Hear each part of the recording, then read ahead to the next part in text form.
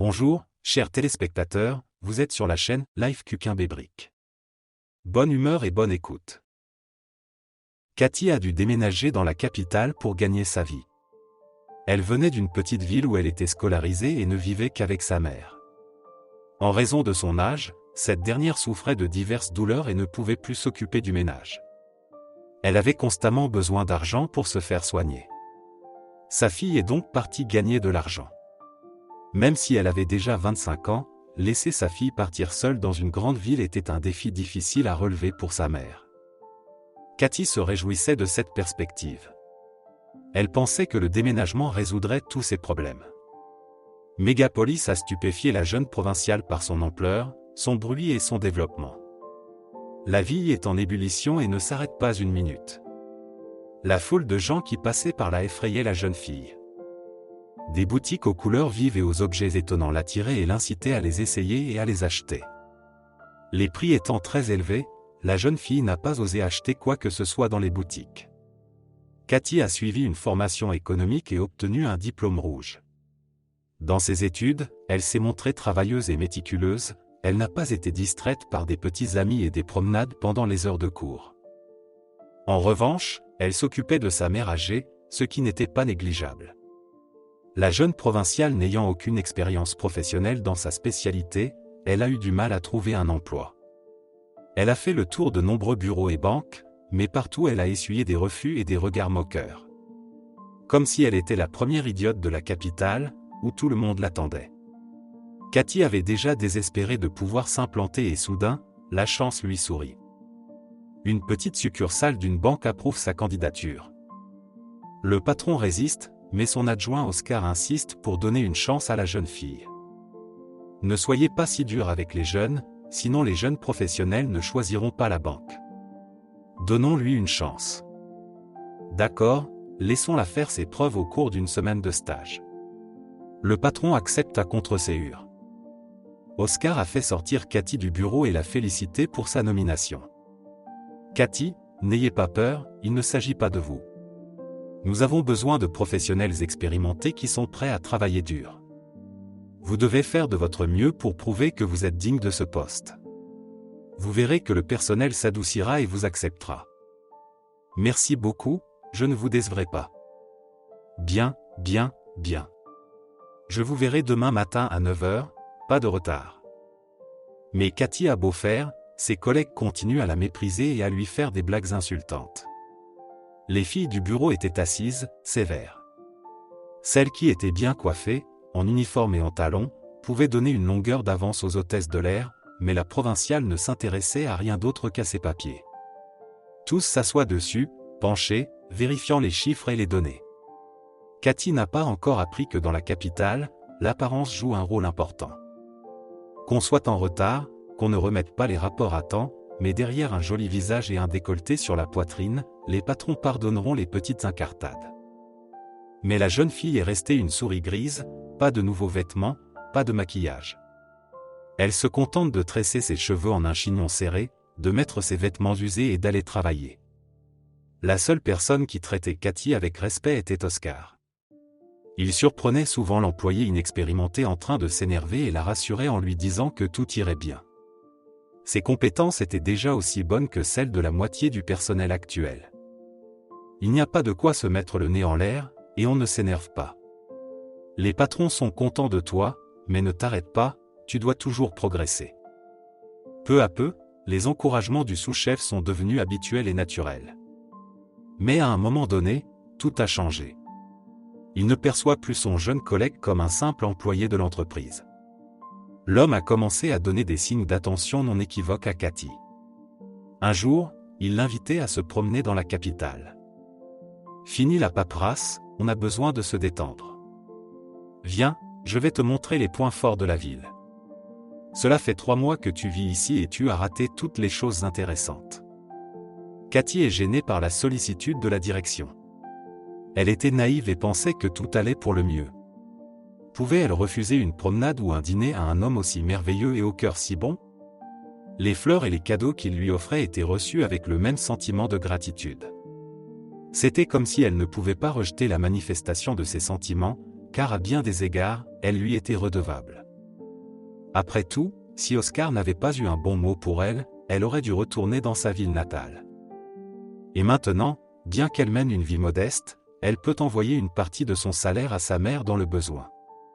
Cathy est bientôt transférée au service des prêts. Elle craignait ce poste, mais elle l'a assumé et a vérifié plusieurs fois les données des clients, afin de ne pas s'embrouiller et de faire son travail correctement. Un jour, elle a été approchée par un homme qui avait de bons antécédents en matière de crédit. Mais l'employé de la banque a soupçonné quelque chose d'anormal, car tout était parfait pour un homme d'apparence similaire. Le client lui a immédiatement semblé lié à la criminalité, et elle a donc hésité à approuver sa demande. De plus, le montant demandé était de 5 millions, ce qui n'est pas une petite somme d'argent pour un citoyen moyen.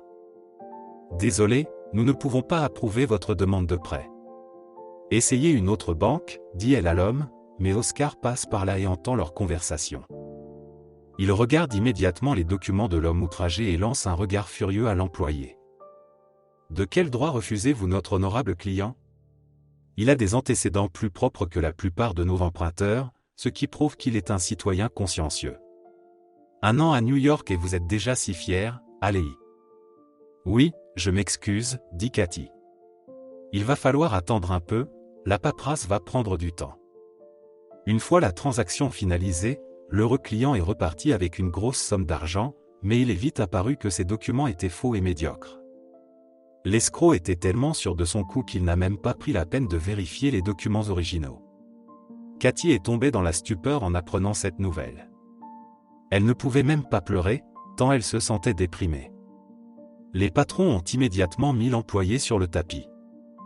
L'homme a crié, tapé du poing sur la table, agité les faux documents devant son nez, mais il n'a pas pu obtenir ce qu'il voulait, il n'a pas fait craquer la fille pour sa collusion avec l'escroc.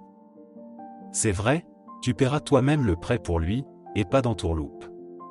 Tu devras travailler de longues heures pour un salaire de misère. La majeure partie de ton salaire servira à rembourser la dette. Tu devrais être contente que la police n'ait pas été impliquée, sinon tu ne t'en serais pas tiré à si bon compte. Cathy a juré et juré qu'elle n'avait rien à voir avec cette affaire criminelle. Elle s'est précipitée chez Oscar pour confirmer son premier démenti à l'escroc, à savoir qu'elle avait approuvé le prêt elle-même. Mais l'homme s'est contenté de la repousser et de la traiter de sale menteuse. Il n'a même plus regardé dans la direction de l'employé, lui reprochant de vouloir le faire passer pour coupable de sa propre incompétence. La banque où travaillait Cathy était une banque commerciale, il était donc impossible d'espérer une radiation pendant longtemps. La jeune fille ne sait pas quoi faire ni comment avancer dans la vie. On l'a fait passer pour une criminelle. Désormais, plus personne ne lui adressait la parole inutilement au bureau, et les plaisanteries devenaient de plus en plus offensantes et rageuses. Un jour, Cathy aperçoit Oscar dans le couloir et saute à sa rencontre avant que quelqu'un dans le bureau ne les voie. « Oscar, pourquoi me fais-tu ça? C'est toi qui as insisté sur ce marché. Comment suis-je censé vivre, où suis-je censé trouver une telle somme d'argent? Je ne pourrai jamais le rembourser. Va te faire voir, espèce d'idiot, tu aurais dû te servir de ta propre tête, à qui aurais-tu dû emprunter? Ne t'approche plus de moi, ou je te dénonce à la police et je leur raconte toutes tes sombres actions. » Quel martyr! Pour Cathy, la tromperie de celui qui la soutenait dans cette ville était un coup dur. Il n'y avait plus de pensée dans sa tête. Il n'y avait aucun espoir de justice. Après tout, qui l'écouterait? Au mieux, il ne l'écouterait pas, et au pire, il l'obligerait à répondre de ses actes devant la loi. La jeune fille décida alors qu'elle ne supporterait plus un tel sort. Passer toute sa vie à vivre une existence misérable pour rembourser sa dette? Elle n'est pas prête pour cela. La meilleure issue, celle qui lui permettrait de mettre fin à tous ses problèmes et à toutes ses souffrances d'un seul coup, c'était de quitter la vie. La jeune fille escalada la rambarde de pierre du pont pour se jeter dans les eaux troubles et froides et posa son pied dans le précipice lorsqu'une voiture s'arrêta à côté d'elle. Cathy s'accroche à la rambarde du pont, effrayée par le bruit des pneus sur la chaussée. Derrière elle, un homme d'une trentaine d'années s'approchait et, sans parler, l'a brusquement déchirée, profitant de l'atermoiement de la jeune fille. « Tu es folle? Où es-tu allée? Ce n'est pas la sortie. Pourquoi as-tu fait ça? Je ne veux plus vivre. » Cathy hurla et commença à frapper la poitrine de son sauveur. Il la serra dans ses bras et l'apaisa longuement, le corps de Kurt était froid et fragile dans son manteau. « Mais pleure ma chérie, ça va s'arranger. Dis-moi ce qui t'est arrivé, quels sont tes problèmes? Je peux peut-être t'aider ?» Mais la jeune fille reste obstinément silencieuse et continue de sangloter en s'accrochant à Frank. Il travaillait pour la police et avait les compétences nécessaires pour parler à n'importe qui. Il utilisa donc toutes les méthodes connues pour amener Cathy à s'ouvrir. Lui-même aurait bien besoin d'un compagnon compréhensif. La femme de cet homme l'avait récemment quitté et le divorce avait été difficile. C'était un homme responsable, mais sa femme n'aimait pas ça. Toujours en voyage d'affaires, en embuscade, en mission secrète, dont il ne parle pas. Et qu'est-ce qu'elle y gagne? Pas d'attention masculine, pas de cadeaux et des rendez-vous spontanés dans des endroits magnifiques.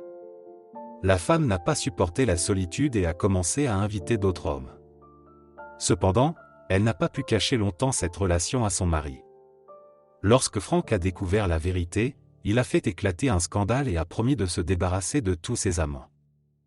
Et finit par divorcer. L'homme proposa à l'inconnue secourue de s'asseoir dans un endroit calme pour qu'elle reprenne ses esprits. Il lui a prescrit une tisane et de la nourriture pour que son corps se calme et se remette du stress. C'est ainsi qu'un lien s'est créé entre eux. Pas tout de suite, mais Cathy a suivi le beau sauveur qui l'a écouté attentivement et lui a posé des questions précises. Après la conversation, Frank a raccompagné la jeune fille chez elle. Le lendemain soir, il est revenu la voir. C'est ainsi qu'ils se sont liés d'amitié. Cathy n'avait personne d'autre dans la ville et elle ne voulait pas faire la connaissance d'une personne inamicale. Elle avait déjà assez de travail dans les banques, elle travaillait pour un salaire de misère, et en plus, elle subissait chaque jour des humiliations et des critiques. À la fin de la journée, il était agréable de passer un peu de temps avec Frank et de se distraire avec un repas maison ou un film comique. Finalement, Frank a commencé à faire la cour à Cathy, ce qui ne l'a pas dérangé. Un soir, une conversation sérieuse s'engage entre les deux amoureux.